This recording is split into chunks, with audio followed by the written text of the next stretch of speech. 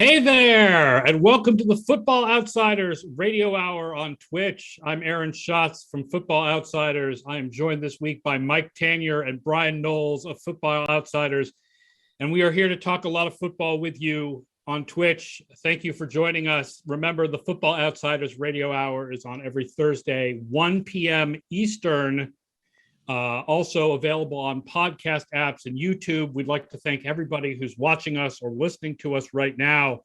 But remind you that the best place to watch is on Twitch live, because then you get to have a conversation with us while we're talking. And the big subject, we've been mattering a little bit here. We've been tittering a little bit over all the big moves that are happening today in the NFL. Like, for example, the Giants trading their backup kicker to Carolina. So big movements are on in the NFL, and you're like, okay, why does it matter who's going to kick for the Carolina Panthers? Because the Carolina Panthers are probably not going to be good, and I'm probably not going to use their kicker in my fantasy league. But that's not true. You play the loser league, which is our big Football Outsiders competition. So we are here today to start by talking about the loser league, because we are so psyched. I talked about it last week some, but we've got Bryan, because Bryan is going to be writing a weekly loser league column, and we are psyched to have the loser league back. I totally forgot until Bryan found it in his column that we actually talked about the loser league literally from the moment we launched the site in 2003. Like, I don't think we actually had a loser league contest in 2003. I think what we did in 2003 was me and my friends were still playing by email, and we would draft our loser league teams each week and then compete against each other.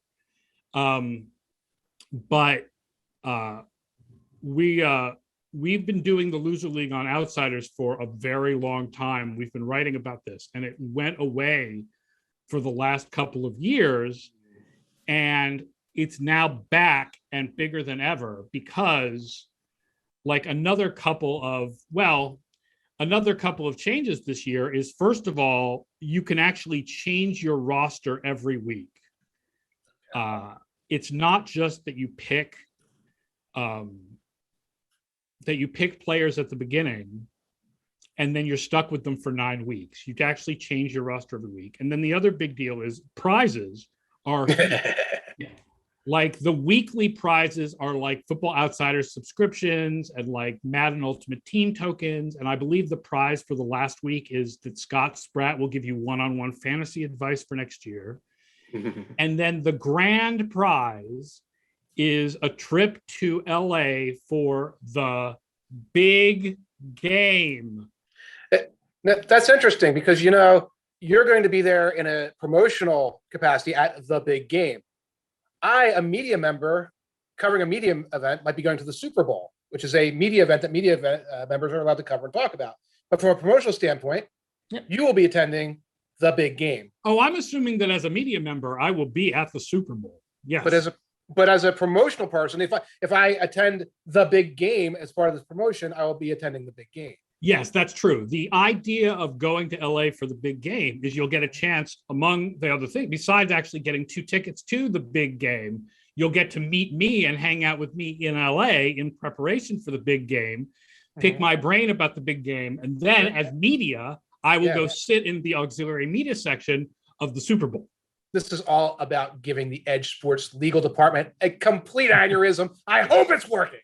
All right. You know what? I should live up to my own exhortations to people that they need to be on Twitch live at 1 p.m. because we can respond to you by putting the loser league aside for a moment and answering our first question, which happens to be related to Los Angeles.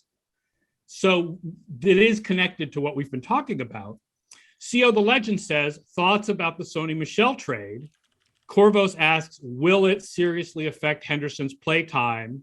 Henderson's hurt. Does it shoot Michel up fantasy draft boards? Do either of you have any particular thoughts about the Sony Michel trade? I can see the logic from both sides, because the Rams are dropping running backs like flies, and the Patriots' depth chart is big enough that there's not a lot of room for Sony Michel at this point anyway. They have plenty of people to fill in. The Rams keep throwing draft picks at running backs. I don't like the overall strategy they're doing here. I think they've now used 6 draft picks in the last couple of years to try to fill that hole, which is somewhat less than ideal. But I do understand, at least in a vacuum, from both sides of this one. Yeah, I think as far as like using draft capital on running backs, I'm a lot more sanguine about the idea of a 6th and a 4th than I was about drafting Michel in the first round originally. Yeah, I think Henderson's hurt, which I think triggered this. I don't know how significantly Henderson's hurt. Obviously, they lost Cam Akers a few weeks ago, right? Yeah. Right. My Twitter timeline spent the entire yesterday debating about this. I was like, I only have so much bandwidth in the world for Sony Michel. He's going to be Todd Gurley 2019. He's going to be 3.8 yards a carry. They're probably going to have to use him a bunch, especially if Henderson is limited. And I think of him, again, it is a useful trade for both sides. You can see the logic on both sides.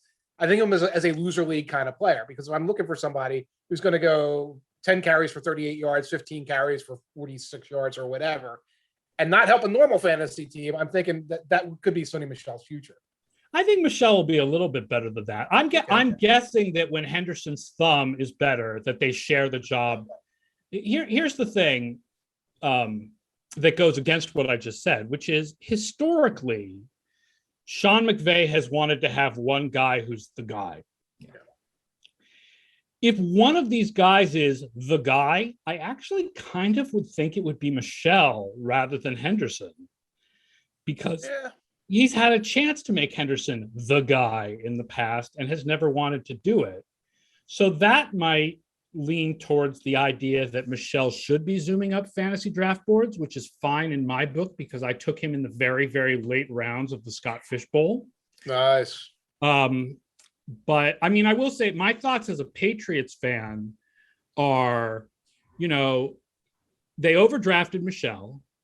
We knew this at the time. 1, don't draft running backs in the first round. 2, Chubb was projected better than Michel by Backcast.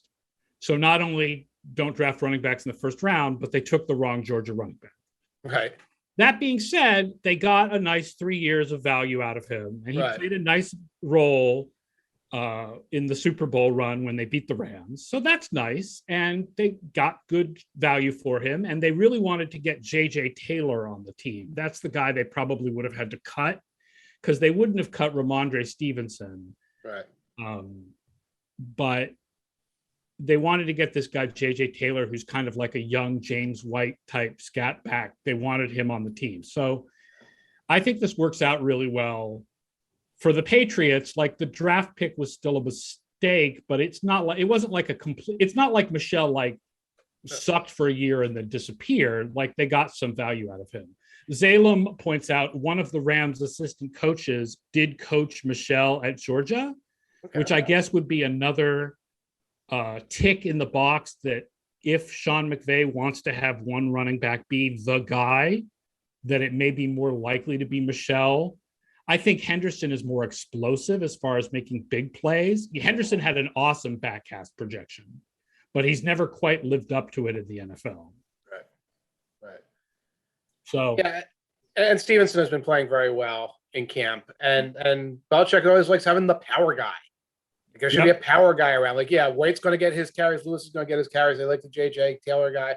But he kind of still thinks in terms of, short yardage dude. LeGarrette Blount was that for years and years, So that could be what they have in mind for Stevenson. Although Stevenson's got the wheels too. I mean, he did run that 91-yard touchdown against the Washington third string. Yes. Fourth string. Fifth string. So that ties back to loser league with the idea that Michel might be a good loser league, and so might Henderson, honestly. Right. That if it turns out that that McVay doesn't have one guy be the guy, this is the perfect running back committee that would likely lead to both guys getting 8 carries almost every week. So the loser league rules, for those people who don't know, it's not just about picking the worst players in fantasy football. You can't just pick guys who aren't going to ever play, because if you do that, you pull a penalty. Right. You need to get, your quarterback needs to have, I believe it's 10 passes for a quarterback, 8 runs for a running back, 3 targets for a wide receiver, and for a kicker, you'll pull the penalty if the kicker's on bye week or injured, or if somebody else kicks for that team. But otherwise, like if a team gets shut out and the kicker doesn't have any attempts, you don't pull the penalty for that. So that's good. So with running backs, Bryan, you pointed out in the loser league preview that you wrote that really makes looking at loser league, like running backs on committees, like the leading loser league guys. Yeah. Last season, the best running back you could have had, the running back who appeared in the top 10 the most times, was Frank Gore, because he was an old, no longer efficient on a terrible offense. Right. But the next 5 guys were like Kareem Hunt. They were right. Kareem Hunt. They were the backup running back for the Saints. His name just escaped me. Not Alvin Kamara. Latavius Murray. They were both of the Bills. Both Zach Moss and Devin Singletary popped up a lot. You get a lot of the people who get like 8 or 9 carries in the fourth quarter of games you're winning by 20 points, where you don't care if you're getting a lot of efficient yards. You're just trying to run out the clock. So you're slamming into 8-man boxes over and over again. It's just draining things. Those players show up in the bottom in the 10 best loser league picks 6 or 7 times over the course of the season. If you have to pick a player for the whole season, obviously that's terrible, because half the time they'll get the penalty. You'll get 15 points. It's good. You need someone who's going to play every week. But now that you get to pick every week, you can play these matchups. You can see, the Bills are favored by 12 points this week. Because even the Bills run the ball in the fourth quarter when they're up by 20. So you can stick those kind of players in and get he had 9 carries for 37 yards. Perfect. I love this. You pointed out in the article, there's like a different strategy to going after the weekly prizes compared to the strategy if you want to go after the big prize. Yes, because if you're going to, in a big contest, if you're going after the weekly prize, you need to find people that not everyone else picked. You can't take Sam Darnold every week. You have to find someone who's going to unexpectedly have a bad day. You have to have some kind of unique roster if you're going to get to the very top there. Because the more players you have in common with everyone else, the worse your 1 or 2 individual picks has to do to give you any chance of getting number 1. If you're trying to get to the big game, it doesn't matter if you win week 1 or week 7. There's no extra bonus for having the best team in any given week. You need consistency. You need every week. You can't afford to get a penalty here and there. So you need to find those players who are going to consistently give you low scores. I love this because it's hard, because it's so different. Because you go into every fantasy draft, it's like, here we go, Ezekiel Elliott, Christian McCaffrey, Nick Chubb off the top, quarterback at the end of the round, running back strategy. Going into this and trying to thread that needle of bad but not benchably bad is so unique and so different. So it's a challenge in a world where fantasy football has become sort of like, well, I grab my Kubiak and I grab from some other sources and I just pick the consensus. This is so much different. Yeah, we're definitely helping you out. If you are an FO Plus subscriber, when you go to pick your loser league roster, you will get Scott Spratt's weekly projections for points. The players will be ranked by their projected points, and you'll also get a percentage chance that they're going to pull the penalty that week. But it's not as easy. It's not as easy as just picking the guys with the lowest projections, because those guys have very high chances of pulling the penalty. So yeah, it's difficult. I really like the idea of Moss and Singletary. Yeah. I'll tell you why. Not only do we have absolutely no freaking idea which one of them is number 1 and which one of them is number 2, but the Bills will be winning a lot of games. And when they get near the goal line, who runs the ball in? Josh Allen. Josh Allen runs the ball in a lot of the time, not the running back. So those guys, I think, are really good picks. I really also like, you recommend in your loser league preview, Melvin Gordon. I feel like Melvin Gordon could be this year's Frank Gore.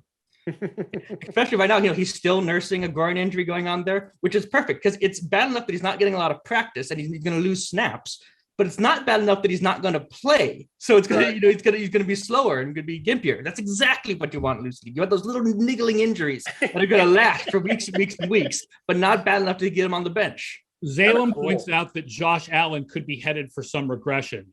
If you're talking about in rushing touchdowns, I think that It's true, but they're probably still going to give him the ball a lot to run at the goal line. One of the things last year that was true around the league was quarterback rushing touchdowns were like at a ridiculous level compared to the past. That will come down a little bit this year. Cam Newton is not going to have 12 of them. I mean, based on what's going on in Patriots camp, Cam Newton may not have 3 of them. I mean, Carson Wentz had 5. What? Carson Wentz had 5 rushing touchdowns last year. Right. Yeah. There'll be a little regression in rushing touchdowns, but I still think when Buffalo gets down near the goal line, more than most teams, they will have their quarterback rushing the ball into the end zone rather than the running backs. They're also using a fullback, so you might get a fullback touchdown or 2. I mean, I love a fullback touchdown. Oh, my beating heart. Who else do you like, Brian? Who else did you recommend on the running backs? Who else do you think will be good this season? Let's see, Gus Edwards, Kareem Hunt, those kind of players. You're looking for the second running back in a running back committee. On a winning team, because Edwards gets a lot late in those Baltimore. If you're looking for someone to play a week in, week out, like while you can set your roster every week, if you forget about it, your roster still stays with you, so you're not suddenly penalized. So if you just want to stick someone in there and forget about it, Myles Gaskin might be the best week in, week out player. He's the unquestioned starter, so you're not going to run into a chance of him running into penalty. But you're going to have Malcolm Brown stealing some of his red zone touches. You're going to have, it's not a PPR competition. So the fact that he's going to catch like 4 swing passes a game, that's not going to hurt you too much. Yeah, that makes Kareem Hunt good because you get Kareem Hunt's receiving yards, but you don't get all those PPR points for him. Exactly. So someone like that, Gaskin, I think, because there are so few running backs who are just the unquestioned starter anymore. So if you're going to have someone and just stick them in and forget them, I think Gaskin's probably your best chance there. I'll point out when we started the Loser League, when Ian Dembski, and I can't believe I have not thrown his name and publicized him yet on this broadcast, but Ian Dembski is the name of the guy who came up with the Loser League. He's the original writer of Scramble for the Ball. And when we started doing the Loser League just with me and my friends, it was 10 carries. And then we had to reduce it to 8 because there are so many committees now that like everybody was getting the penalty all the time. I want to reiterate for people playing the Loser League, you don't have to change your team every week. So what happens is that you pick a team week 1, that team carries over to week 2. You can log in and then change your team for week 2, or you can leave it the same. If you leave it the same and you end up with players on bye week or players who get injured, you'll pull penalty. But if you forget to log in one week, it's not like you'll all of a sudden not have a team for that week. Like every week you will have a team. The team from last week carries over to the next week until you make changes. Let's talk quarterbacks who are going to be bad this year. The picture on the top of the Loser League article is Sam Darnold, and I think we all feel like Sam Darnold is like it is in the Panthers' best interest to keep playing him. I mean, that's not as important because you can change your roster every week. Right. Like back when we did the Loser League on the site, and it was you were picking a roster for week 1 to 9 all at once. You didn't want somebody who was going to be pulled after 3 weeks. Right. And that's not an issue now. But I would think they're going to keep running Sam Darnold out there. And I mean, based on Sam Darnold's past performance, he's not going to be. Sam Darnold scored 10 or fewer Loser League points. So basically single-digit points, 8 out of his 16 starts last season. He did 11 starts in 2018. I think it was only 5 starts in 2019 because he had the mononucleosis and everything like that. But Sam Darnold has no track record of being good at fantasy football. He is he is by far the quarterback with the worst history to be a starter in week 1 this year. Wow. So and that I think also means the other quarterback that stands out is the quarterback who's now in that same offense where Darnold was struggling all those years, and that's Zach Wilson. Yeah, obviously it's a different offense now, but it's coming from San Francisco. It's going to be a run-heavy offense, to at least to a certain extent. And 2020 was a weird year in that none of the rookies were particularly bad.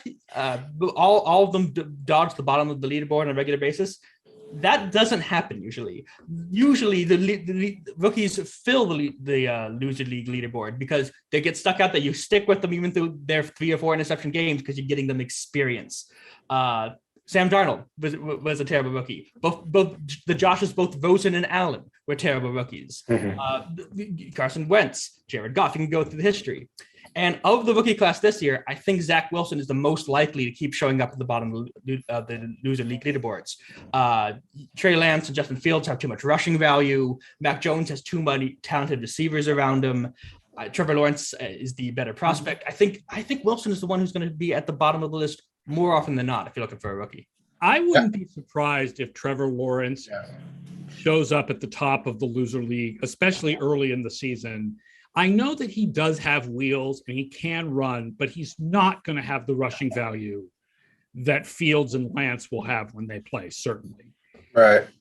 And that Jacksonville offense, I mean, I realize that, don't judge too much from the preseason, and DJ Chark was not active, but I watched that last Jacksonville preseason game, the Monday nighter against New Orleans. That Jacksonville offense just looked really stagnant and unexciting. You saw the gifs making rounds. I think it was Nate Tice, one of the guys who does a lot of gifs, showing these very obvious college formations that they're using, where you can look at this double stack down along the boundaries formation. Like the only thing you can run off of that is inside zone run or a receiver screen, and like no one in the NFL is going to fall for any of these things. So a lot of Spurrier alarms. My Spurrier alarm is whoop whoop whoop whoop. I love everything that Urban Meyer's doing, and that translates into a bad season, potentially loser league season for Trevor Lawrence. Can't sleep on Jared Goff either, though, in terms of loser league with the lack of a receiving core there, and now DeAndre Smith being hurt. The one name you want to look for in loser league quarterbacks is Jimmy Garoppolo, because Garoppolo is a different kind of loser league. Last year, Baker Mayfield was in the bottom 10, 6 out of 10, in the bottom 10 in 6 weeks because the Browns are winning a lot. He would have fewer than 25 pass attempts. He wouldn't put up huge numbers. Well, Jimmy Garoppolo is that plus. In 2019, he was in the top of the leaderboard 7 times. And now he's also going to get pulled half the game for a couple of drives for Trey Lance. There are going to be games where Garoppolo has 13, 14 pass attempts, and with one of them being an interception to a linebacker he just refuses to acknowledge exists. He can't give you too many points if he's not throwing the ball a lot. Right. Zalem says, Josh Allen just signed a large contract with a lot of guarantees. Why would the Bills give him more touches around the goal line? Because one of the reasons he signed a large contract, a lot of guarantees, is do you think that teams are more likely to try to protect their quarterbacks from quarterback running when they give them big contracts? Or do you think they use them the way they use them and that's... Yeah, I think that's more of a philosophical thing. If they don't run him like they did when he was a rookie anymore, but they still ran him last season when he was doing really well. They don't care much they're paying him. They care how good he is when he's on the field. And he runs himself. He does run himself sometimes. So that's the thing. Like if that's what the guy does, that's what the guy does. I'd be more worried with a Lamar Jackson. Is this guy going to be a 950-yard rusher? Than I would be. Is he going to wind up with 5, 6, 7 touchdowns at the goal line between sneaks, boots, and he scrambled because he saw an opening. That kind of thing. Allen runs more at the goal line than he does on the rest of the field. I'm saying that as if I've actually got numbers on it, and I don't. I could be making that up for all. Football Outsiders, where we admit when we could be making up numbers that we just pull off the top of our brains. But I think on the internet in that respect. I think the ratio wise, compared to quarterbacks in general, more of Allen's runs come down near the goal line. Much like Cam Newton, is like. You guys talk. I'll look it up. I will say, thinking about Mac Jones and Cam Newton, and the idea that Mac Jones may have taken the lead this week in the Patriots quarterback, brings up 2 ideas. One is, would the Patriots start Mac Jones and bring in Cam Newton at the goal line? Because strategically, I think that would be the best combination for them, would be to play Mac Jones until you got to around the 10, and then bring in Cam Newton for 3rd and 1, bring in Cam Newton at the goal line, like take advantage of his amazing rushing power. Yeah, the millionaire's version of Jacoby Brissett from last year. Your goal line, short yardage quarterback. With a player like Newton, I think that makes a ton of sense. And the other interesting thing it brings up, and I'm sure Mike has thoughts on this while he's looking up numbers, is what COVID is going to do to this year and the difference between the vaccinated and the unvaccinated players, because there is a good chance that Cam Newton essentially lost the starting job here by being unvaccinated and going to whatever this doctor's appointment, medical appointment that he had. Bill Houston says, given that we're going through a third wave and stadiums will be full, do I think COVID will have more impact on the upcoming season? Well, the issue of how much COVID may spread in the full stadiums, I think, is a very different issue than what's going to happen in locker rooms. I just know, I've seen the way Mike Zimmer talks about the players on the Vikings who are unvaccinated. And the minute the season starts and unvaccinated players start going on the COVID list and missing games, I think coaches are going to come down with a freaking hammer and be like, the best ability is availability, and I need you to be available. I get the impression now that the only players sort of getting away with it are the players who are too important to cut. Your Kirk Cousinses and your Carson Wentz, your quarterbacks and your big names can kind of get away with it. I don't think any fringe guy is going to make the roster. One thing, and it seems a little macabre, it seems a little, I don't know how to describe it, is when we're going through this wave right now, and we're going through all of these positive cases right now, there's a very high possibility that it goes down by the time the season starts, and that there's less happening on that front. That these players who are popping positives now, they're getting the herd immunity. The NFL almost will achieve like a herd immunity between 80-something% vaccinated and guys popping positives now, and it winds up having less of an impact during the season. So that's one possibility there. I don't see it moving forward as being anything other than like a pop-up situation here or there, where suddenly we get kind of what we're seeing right now in New England, where, oh my God, Cam popped a positive, and or Cam's quarantined because somebody else popped a positive, and that's going to affect a couple days, and it's not going to spread in any way like it spread last year. Bill Houston says we do have a COVID roadmap from last year. Holidays is when COVID rises.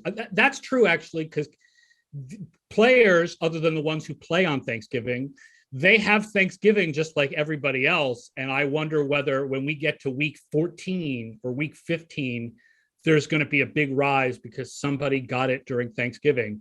The other thing I wonder about is if 85% of the league is vaccinated, will we see fewer of those events where an entire position group goes on the COVID list as close contacts at the same time? Because I believe if you're vaccinated, you don't have to go on the COVID list as a close contact. So let's say random tight end gets COVID. Do the rest of the tight ends, if they're vaccinated, are they still available? And we don't go through what we went through where like the Browns played a game with no receivers and the Broncos played a game with no quarterbacks. And I believe that was the biggest impact from last year, was teams losing whole position groups. I believe you have to go on the list if it's 24 hours. If someone goes on Saturday and suddenly tests positive, that's a problem. But it won't be one thing if someone on Wednesday shows up with a positive test. Your vaccinated players will still be able to play that week. Right. And Ryan Tannehill example is happening right now as we speak. He's vaccinated. He popped a positive, and 2 negative tests, he comes back. So he could come back in 2 or 3 days, potentially. Contrast that with Cam Newton, who was because of not, following the protocols, it's just out for 5 days. So again, we're looking at like this 80, 85%, 90% vaccinated, whatever, across the NFL. We're seeing a lot of times the exceptional cases popping now. Cole Beasley has already made a kerfuffle, so I don't know what other kerfuffles he's going to make during the course of the year. There's a chance, and I don't want anything to work. I don't want anything to work out fabulously for the anti-vax crowd, but there's a chance that all this blows over to a degree, at least for the start of the season. You're right. Whoever said that is right, though. There's a concern. Everybody goes indoors. Everybody starts traveling for the holidays, and we wind up with some other kind of wave. By the way, last year, only 6 design runs by Josh Allen inside the 20-yard line. Really? So mostly those touchdowns were like well, I guess 6 design runs still leads to a lot of touchdowns. Let me add sneaks. Scrambling into the end zone. Yeah, I didn't add sneaks. 8 when you count sneaks. 8 for 4 touchdowns. Kyler led the league with 21, followed by the love child, Taysom. Actually, no, Cam led the league with 31, followed by Kyler, the love child, Lamar Jackson, and then Josh Allen with 8. But Lamar Jackson 19 and Josh Allen 8. So Allen doesn't run near the goal line as much as we might think. Right. So if I pull up scrambles again inside the 20, and I'm going to put all kinds of scrambles here, and our league leader in scrambles inside the 20 was Teddy Ballgame with 15 scrambles inside the 20. And Josh Allen has 6 scrambles inside the 20, so he's down on the list there. Interesting for Teddy Ballgame there, but of course, as we all know, the Carolina Panthers did not practice situational football last year. So here we go. Matt Noskow, breaking news from Rap Sheet. The Ravens are close to a trade of 5th-round pick cornerback Shaun Wade from Ohio State to the Patriots. Interesting. I feel like that's interesting because of what it might. I understand that the Ravens have excess at the position. Yes. I thought Shaun Wade was a great pick. This is a guy who a lot of people felt was a 1st-round pick before his last year at Ohio State. And then he played a lot in the slot, I think, and he struggled. And the Ravens took advantage of that to draft him really late. But all of the talent that people thought was there before his last year at Ohio State is still there. But I wonder what that says about the Patriots. Does it say that they might flip Gilmore and not want to pay Gilmore? Because it seems to me that the Ravens have a lot of cornerbacks, but knowing the Patriots like I do, the Patriots have a lot of cornerbacks too. I mean, there's Gilmore and J.C. Jackson and Jonathan Jones and Jalen Mills is a hybrid. And Joanne Williams. And do they need another cornerback? Could it be a move for next year? Because I know J.C. Jackson's contract is up, and so maybe this is they still have to hold all those guys on the roster. Right. Although the flip side of that is, I'm the Ravens. I've got a bunch of guys' contracts coming up due next year too. Why do I make the move? But it could be lack of roster space because it looks like the Patriots, like their number 4 cornerback, could start for anybody.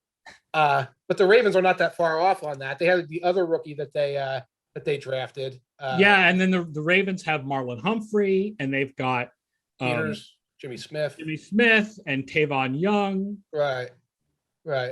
So this might be that like this kid was going to wind up. They'd have to put him on waivers to try and clear him back. They didn't think it was going to happen. Yeah. And 2 front offices that have each other's phone numbers. That can talk turkey. I guess my surprise is not that the Ravens are thinking of moving him. My surprise is who they're moving him to. Although you're right, these are 2 teams that have done deals in the past, so they have each other's phone numbers.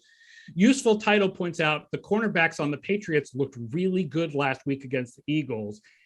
And I will say that while the Eagles played mostly backups, they were playing their starting receivers. That was Devontae Smith that the guys were looking good against. And then sometimes Devontae Smith was beating them and just not getting the ball. Right. And the other one, I mean, Rieger's fast, but he hasn't shown anything else.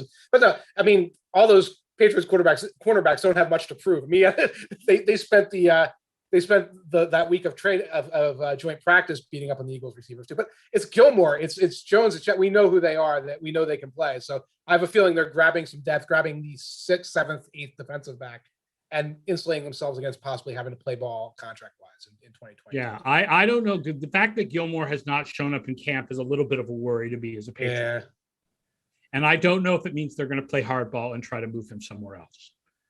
I know, like, just having Gilmore, there's no reason to have Gilmore hold out. Like, either have him come back and play or get something for him. Right. Because they are deep at the position, especially if they make this trade. Like, get something rather than have him hold out. But I mean, I understand why he wants more money. It's tough. Look, the way it works is whoever becomes a free agent last gets the most money, and you sign a contract, and then 2 years later, you're gone from the number 1 guy to the number 8 guy, and now you're feeling underpaid. So what happened with Xavier Howard. Right. Well, the Rams probably have a 1st-round pick in 2029 or 2030. They could trade, so they could make a Jalen Ramsey Gilmore cornerback tandem. They could try to work that one out. Yeah. All right, let's go back to talking about the loser league and talk about wide receivers, because Brian, what are your feelings about wide receivers in the loser league? What you're looking for in a wide receiver is a member of the Goose Egg Brigade. Every week, there's about 5 players who get your 3 or 4 targets and less than 10 yards and get that big, nice, shiny 0. That's your goal. And last year, the captain of the Goose Egg Brigade was A.J. Green, who had 5 games where he had at least 3 targets and less than 10 yards, no touchdowns, just a bunch of useless screens and slants that didn't go anywhere. So for this year, you're looking at, well, you can look at anyone on a bad team. So any Houston Texans receiver is probably a fairly solid player. They're going to have to throw the ball. They're going to be losing a lot. They don't have exactly the world's most fundamental passing attack to worry about right now. Kiki Kuti, Chris Conley, Nico Collins, any of those kind of guys are going to show up.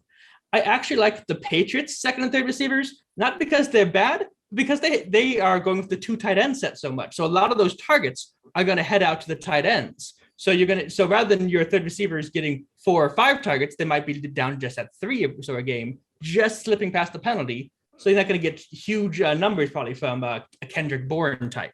Mm-hmm. Yeah.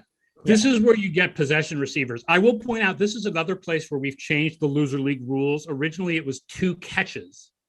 And then eventually we changed it to 3 targets so that you could get the glorious goose egg when a guy got thrown to and never caught the ball, rather than the equally glorious 2 catches for 12 yards and a fumble. Yes. An awesome line.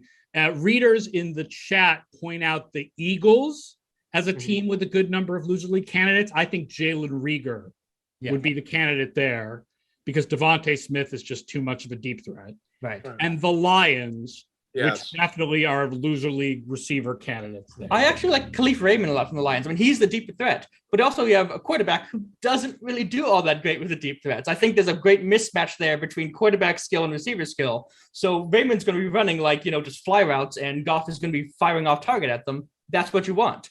That's a very much more boom bust kind of pick, because all you need to do is catch one of those deep routes, and all of a sudden you've got 6 or 7 points. But that doesn't matter if the passes are 20 yards underthrown. But I like the little slot possession guys here. You mentioned Paris Campbell in your article as somebody that would be good for this. I think Jacoby Myers, like you mentioned, is really good for this. KJ Hamler. Sorry, who? Keep going. I have to. KJ Hamler. Yeah. I think whoever's the third receiver in Minnesota. Oh, God. Yeah. Osborne. I think the kid's name is Osborne. Right now it's Osborne, but it might be Westbrook. I have them both on the loser league roster as people you can choose. Kadarius Toney. Yep. Nice. I think. Assuming he gets the 3 targets a game, yes. That's always the risk to see how much they use him. Definitely Eagles receivers like Travis Fulgham. Right. Oh God. Yeah. Greg Ward. Yep. Yeah. What about if the slot guy winds up getting reverses or handoffs? Do they count? They count for points, but they don't count against the penalty. That's the thing. If you ever who's getting a lot of those, don't help you with the penalty. So slot handoffs are really terrible. You don't want a receiver who's going to get a lot of handoffs, because those are points that still might get you with the penalty. Right. It's like running back catches are bad because not only do you get the receiving yards, but we're not counting that for the penalty. So you could end up with a running back who has 5 carries and gets the penalty, but also has like 5 catches. Oh, wow. Yeah. So they get 25 points and you lose that week. Wow. I'm almost tempted to look at some of those. The Chiefs also ran receivers, the Demarcus Robinsons and all. Obviously, you're worried about like a big explosive, 1 game per year where they explode, but they have a lot of guys who are, wind up, getting targeted like 3 times for 2 catches in Kansas City, while Tyreek and Travis Kelce do all the work.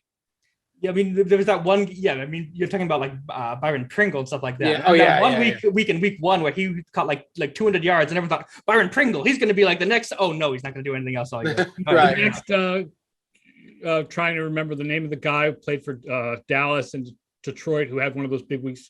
Frisman Jackson from Cleveland is the one I always remember, who had one of those ridiculous. Kevin Ogletree, that's the other guy. Oh my God, yes. Had like a ridiculous week 1, and then everybody went screaming onto fantasy. Usually I reference him or Frisman Jackson as the guys who have the big week 1. The original Rotisserie League baseball book back in 1984. Paul Householder. Fantasy baseball. What? Paul Householder. They talked about, I don't remember the name, but there was some closer who had 2 saves in the first 2 games of the year, and then they drafted. And he went for like $30. Yeah. And then they never had another save the rest of the year. And Frisman Jackson is the equivalent of that in football. I remember that book, and they did jokes about how Paul Householder was an outfielder for the Reds, had like 2 home runs in the first week, you know, and then on August 15th he hits his 3rd home run, and you're happy that you spent 40 rotisserie bucks on him. I remember a year, and now we're in another sport, but I remember a year where Tuffy Rhodes for the Cubs had 3 homers in the opening game. And then I don't remember how many he had the rest of the year, but it was like 2. Yeah. Right. Loser league kickers. Oh God. Don't chase the doink. There is you're tempted to look. Oh yeah, find someone who's just kicking performance is so variable week to week. Don't chase the doink. Just look for the offenses that are terrible. Look for the offenses that aren't going to move the ball. Look for your Texans and whatnot who are just going to be stuck in their own half of the field all the time. Don't chase the doink. Yeah, I think that's true. Even though you get -5 for a missed extra point, you want to just pick the kickers on the worst offenses, which brings us to the trade we talked about, because one of the great kickers that you suggested was Joey Sly, with the idea that the Panthers offense wasn't going to score a lot of points this year. And now we don't know if Joey Sly is going to be the Panthers kicker. Yeah. I mean, that's what Sly missed 3 or 4 field goals here in the preseason, and all of a sudden he doesn't necessarily have a job anymore. That's right. They just traded for the young man that has been doing very well in Giants camp.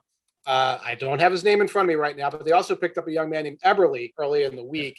It's Lion Santoso. That is the guy the Panthers traded. And it's one of those trades where it's a conditional draft pick. If Santoso doesn't make they're trying him out for a week and a half. If he doesn't make the team, I'm sure they don't have to send the Giants a draft pick. Right. One thing last year, again, because they don't bother with things like situational offense in Matt Rule's camp, I believe Sly was like 11 of 12 or 12 of 13 inside of 30 yards, not inside of 40 yards. Inside of 30 yards. So we're talking about kicks from the, 2-yard line, the 1-yard line. I'm trying to pull the exact number up right now. 11 of 12 from 20 to 29 yards for Joey Sly last year. So whoever gets that job, that is a little bit of a concern for Loser League, because he could wind up kicking a bunch of 28-yard field goals. But Sly also was 1 for 6 from beyond 50-yard lines. They are totally fine with kicking 50-plus yard field goals. So remember, missed field goals give you points. Doesn't matter if it's for 50 yards. Doesn't matter how unreasonable it is to expect a kicker to make them. Panthers like kicking lots of large field goals. Nice. All right. So we wanted to also talk, while we had Bryan on the show, about Bryan's awesome best team money can buy article, which started out as a tweet storm. And then I was like, you should really turn this into an article. And he did. It's a really interesting, especially because you held yourself to the idea that you could only take one of every draft pick. Yeah, these are always any kind of thing where you're assembling a dream roster like that.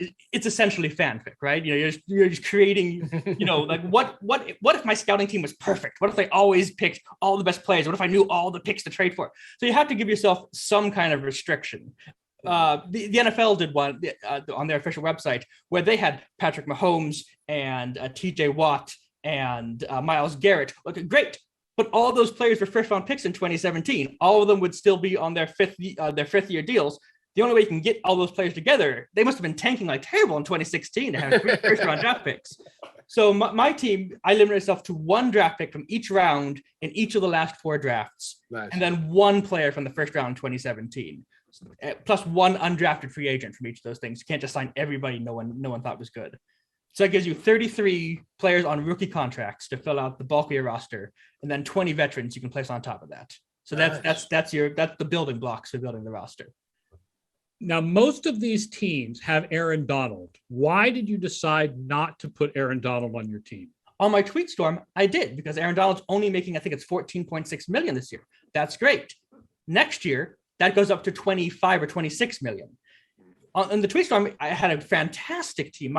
Your pass rush would have been Khalil Mack, J.J. Watt, Aaron Donald, and Nick Bosa. That's your pass rush. Darren Waller is sitting on the bench. It's so fun. It's an amazing team, and it fits under the $198 million salary cap.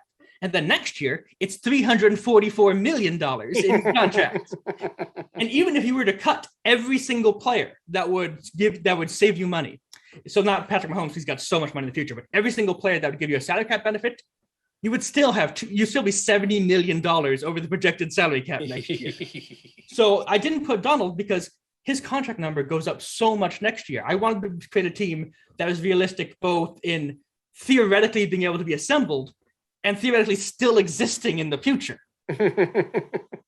And so many players this year have money shunted into 2022, 2023, because the salary cap is so low this year, and all the teams knew that. So we'll pay you pennies today and give you the world next year.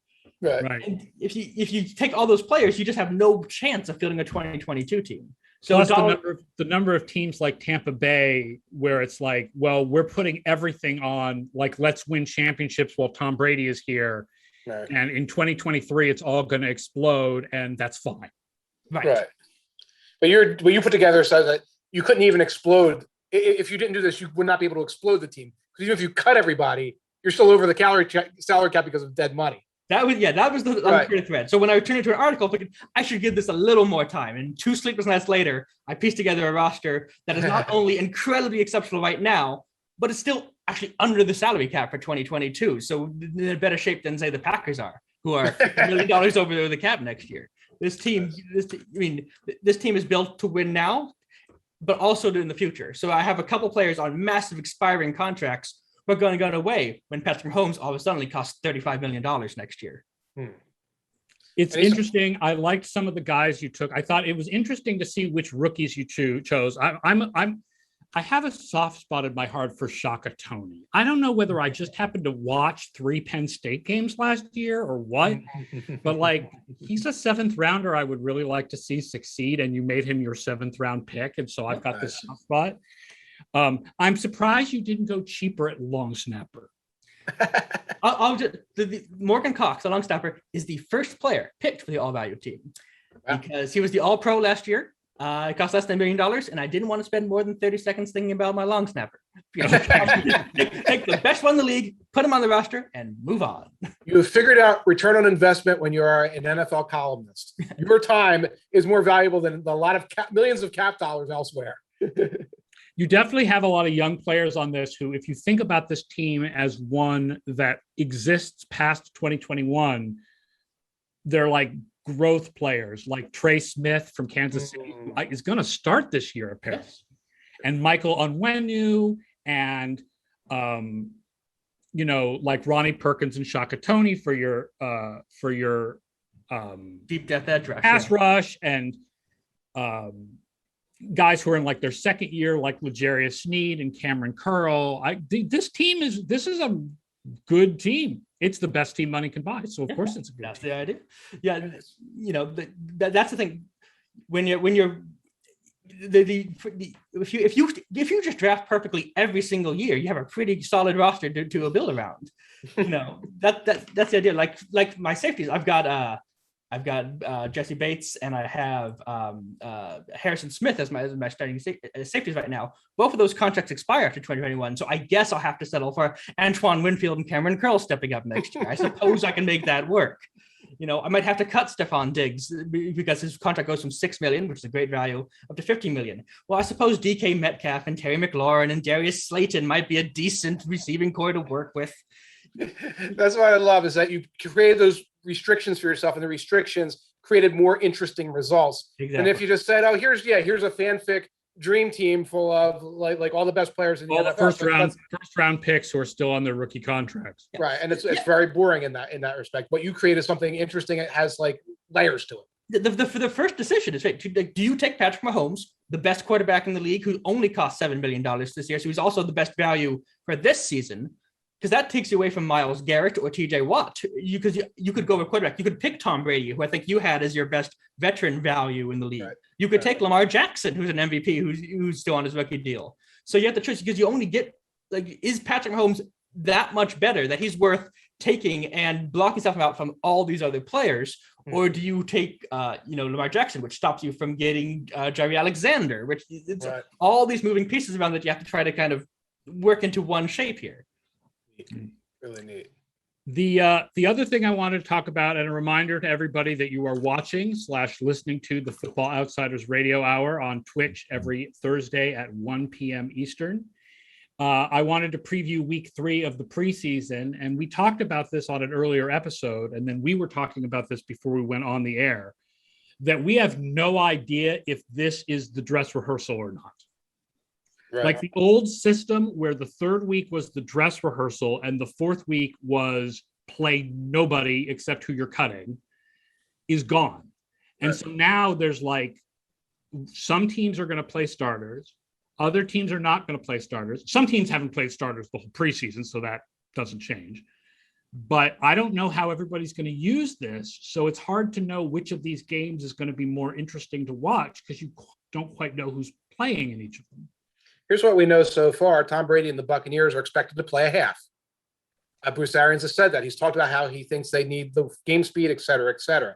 We know some coaches are on record saying that they are not going to play their starters in the preseason. Basically, Sean McVay and the Sean McVay lights like Brandon Staley in Las Vegas. We have already seen other teams in week 2 do dress rehearsal-like things. Clearly, the Steelers were doing that with Ben Roethlisberger running around. Now Dwayne Haskins gets to start in the third preseason game. We saw Patrick Mahomes last week. And we saw the Dolphins, who are a younger team, so it's a little bit different to say, oh, we played Tua for a quarter, then we played Tua for a half, and now Tua is not going to play. So it is this crazy quilt. I know that some teams like the Giants were finally going to see Daniel Jones, and me, I personally can't wait. The Buccaneers are the most extreme example of the team that this week is saying this is still like the dress rehearsal, and we don't care if it's Tom Brady and a bunch of guys over 30 they're playing. You were right when you said in a previous week, like Brady likes to play in the preseason. Oh, he does. He does. And I love pulling up. I got another walkthrough stat that I'm going to pull. Like all the, because NFL Jesus has all the preseason stats. All the years we played in the first preseason game. I got one year where he attempted 35 passes in the preseason. And I combined, it was after Peyton retired, but I combined Aaron Rodgers and like Eli and like Drew Brees. And they combined for like 13 passes. So he likes doing that. So I worry. Like when I see, Justin Herbert, he doesn't need to play in the preseason. What has he got left to prove? It sets off all these alarms because Mitch Trubisky had nothing to prove in the 2019 preseason because he was so awesome. Well, if Tom Brady values it, I'm not saying that everybody has to value it, but the idea that like second-year pros and like guys on the bubble don't need this, it seems very odd that the greatest of all time in his 40s thinks this is a valuable exercise. I mean, I think if the issue is the value of that playing time at game speed versus the injury, right? I think for Sean McVay, it's I'm not getting anybody hurt. And for Brandon Staley, it's, well, Sean McVay didn't get anybody hurt, so I'm going to do what Shaun did. Right. And that's why Justin Herbert is not playing. And for Matt Nagy, it was, I don't have an original idea in my pointed little head. So that's what I'm doing. And I think I would put Joe Judge in that category where it's like, and some of these teams, I honestly think Nagy is playing starters. In fact, yes, this year. Did I read correctly? Like Fields is going to play with the ones in the third preseason game. Yes, what everybody's been waiting for. He went from pretending that that like Mitch Trubisky had nothing to prove back in 2019 and that he was Sean McVay Jr. to spending this entire preseason proving that Andy Dalton was the starter, proving that Andy Dalton shouldn't be the starter, and now even using the starters even more. So that's why I made that little crack a moment ago. It doesn't seem he's just reacting. He's not like coming up with like a great integrated plan. He's like, let me do this time and let me do that time. And you're seeing the results in Chicago, Bears fans. Yeah, I'm looking at the schedule and like what games are on TV. The national TV game. The first night it's Vikings Chiefs, but I have a feeling since Patrick Mahomes played in the last one, we're not seeing Patrick Mahomes in this one. That one's not going to be a lot of fun to watch. Yeah, we're going to see a lot. We'll probably see some Kellen Mond if you're into that sort of thing. But you're not going to see Thielen. He played a little, got binged up. Jefferson's on his way back from injury. You're not going to see Dalvin Cook. Nobody's going to start a running back who's established. So yeah, you're not going to see much there. And then Saturday, the 1:00 national is the Packers and the Bills. And I watched a little bit of the Packers and the Jets, and the Packers were down to their third quarterback, and it was all back. They were playing all backups. Yeah. And that was in the second preseason game that they were playing all backups. So I doubt you're going to see any important Packers in this game, including apparently Jordan Love. Right. I'm not even sure you'll see Singletary and Moss out there because I think they've decided, it's a rotation. They're fine. And they're going to look at the other kids. 7:00, Bears and Titans. So there you go. So if Justin Fields is going to play with the ones, that's something everybody wants to see. We're all talking about, should Fields start the season? Does Nagy think Fields should start the season? Is Nagy going to stick with Dalton? I will say, we've talked about this a little bit, I think, but I'm not a big fan of the don't start Fields against the Rams because Aaron Donald will give him the creeps idea. Mm-hmm. My feeling is if you feel that Fields is the guy, you start him from week 1. The fact that the schedule gets easier in week 2 or 3, you don't wait and start a guy in week 2. Like, right. If he's the starter, make him the starter. Right. Just deal with the fact that the first game is against the Rams. It's such a defeatist attitude. Well, we're not good enough to protect you from this guy, but we'll be fine the next week. It's the whole thing about it is so defeatist. I'm not saying that NFL types don't think that way or that they don't rationalize around the fact that they're thinking that way. It's just like, when the rubber meets the road, what a defeatist way of approaching things to look at it that way. But yeah, you're right. We'll get to see Fields in the ones. I'm sure the takes on Twitter will be, and I personally can't wait to read another pep rally for Justin Fields and Trey Lance. I love the players. I don't necessarily need to spend a 3-hour pep rally. I love Justin Fields. I wanted the Patriots to trade up and take Justin Fields, but I will say that like the feeling on Twitter that he is a guaranteed star seems a little extreme. Like, I think that analytics Twitter is so busy dunking on teams that did not draft Justin Fields that they forget that just like every other quarterback, we don't know. Yeah, the thing is it's not that Justin Fields is a guarantee. It's just that how do you settle for Teddy Bridgewater when you have the chance for Justin Fields at that? But some people on Twitter have gone with, well, if there's a chance he's good, well, 100% a chance. That's certainly that's a number you can use. So definitely he's going to be good. Stick him in there. Everybody should have him. Yeah.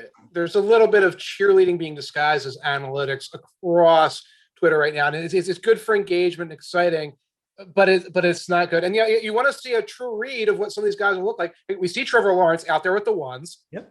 In what looks like a bad system, and I think Matt Nagy looks like a bad system. Okay, Kyle Shanahan's a great system. You will see a guy that's going to look like a rookie and struggle. We are instead.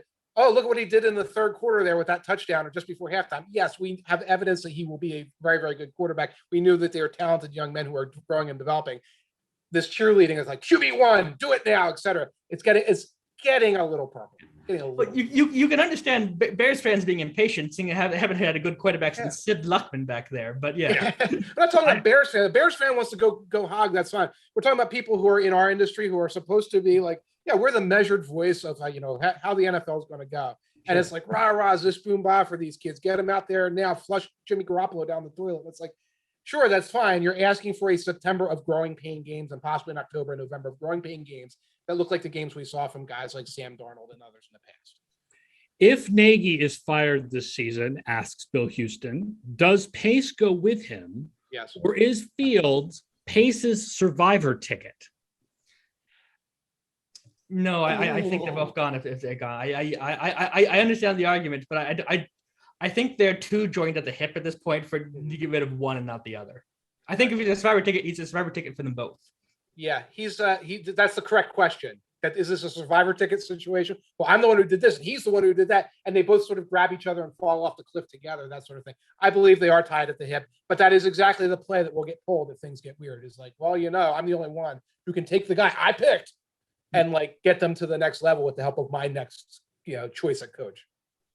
Sunday's preseason games that are nationally televised, 1:00, Jaguars and Cowboys. Well, Trevor Lawrence has finally convinced everyone that he's the number one. He's the starter in week 1. That was a tough quarterback battle. And we've got the Cooper Rush show because Cooper Rush is winning the number 2 job. But that's a tough game to watch at this point because I've now seen Trevor Lawrence stumble around in a bad system. I guess I now need to see it in game form. And of course, ETN is now gone. So there's not even that looky-loo element, which is unfortunate. Which is why people are resting their starters in preseason because you don't want that to happen. Yeah. What's next? 4:00, Raiders at 49ers. So that's probably interesting. And I believe George Kittle and Trent Williams are going to come out there too. So we're actually we're going to have all the starters come out at least for a couple series. Okay. So that's pretty good. Yeah, so watch that for 15 minutes and then flip over to, I guess, Miami and Cincinnati is the CBS game at that time. Yes. Yeah. Oh, right. I didn't see that that's nationally televised too. All the games on Sunday are nationally televised just to get us used to football the way it's supposed to be. There are games going up against each other. You're right. Miami and Cincinnati is on CBS. It blows my mind that preseason games are on national networks, like not NFL networks, like broadcast networks. And by the way, they get the ratings to make it worth doing that, which of course surprising. Broadcast networks are showing game shows like 5 nights a week now, for heaven's sake. So yeah, they're going to show preseason football. They're going to show can your family jump through the wall game shows. I don't know who plays in Miami at Cincinnati though. No, Burrow is playing. Burrow is playing. Yes, I don't know how much, but Burrow is playing. I'm pretty sure Flores announced today he's resting everybody. Tua has played a lot. The starters have played a great deal. Yeah, he's using this as the 4th preseason game. Burrow has had the yips throughout camp. He's been trying to overcome like what he has admitted to as a case of the nerves, and it'll be interesting to see that. And I guess Jamar Chase, the same thing, right? Jamar Chase with the drop, they want him to overcome that. Yep, exactly. 6:00, and I guess what they'll do is they'll go away from Raiders 49ers after 2 hours and switch. Patriots at Giants. Yeah, Jones. I guess Mac Jones is interesting to watch. Daniel Jones.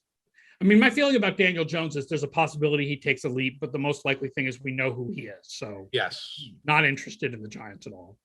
Are Lance and Mac Jones playing simultaneously, or there's a 2-hour offset? It's a 2-hour offset. So my guess is that Lance will be done by the time Mac Jones comes in. Probably. Cool. It'll cause like a storm front, like a hurricane, Category 3 hurricane blowing through my Twitter timeline as the Lance and Jones takes sort of smash into each other like high pressure and low pressure systems. It'll be exciting. And then 8:00 on NBC, Browns at Falcons. Good night, folks. How did that end up on, like, when they made up the schedule? Why did that game end up as the national NBC? What backup Falcons and Browns did they think people wanted to see when they made the preseason schedule? What Falcons? How did like Raiders 49ers not become the national game like NBC? It's not even the thing where in the past, because in the past they would like market it like, oh, it's Packers against Seahawks, and they show a picture of Aaron Rodgers and Russell Wilson. Like everyone knows that that's not how it's going to be, but like your casual fan might not realize it. This, I mean, obviously the Browns are somewhat interesting. What says, oh, Falcons? We got to get the Falcons in prime time because there's so much buzz around Matt Ryan that people need to see this. Kyle Pitts is money. What can I say? Kyle Pitts is in the he's buffo box office. Yeah. I don't know how much has Kyle Pitts played in the preseason. I haven't really seen. Couple snaps. Not much. Any couple snaps of him at all. They've been resting not just Ridley, who was hurt, of course, but they've been resting Gage and the number 3 wide receiver, Zachariah, Jeremiah, Lamina Zacharias. Okay, yes, yeah, so Zacharias.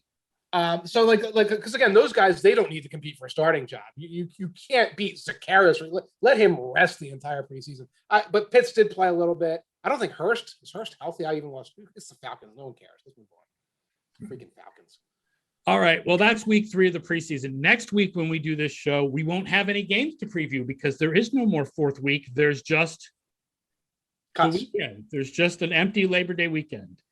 Thank you, Bryan and Mike, for being on the show today. Thank you for everybody who watched on Twitch. Thank you to everybody who's listening to us on podcasts. Don't forget to rate us on podcast apps so more people will find the show.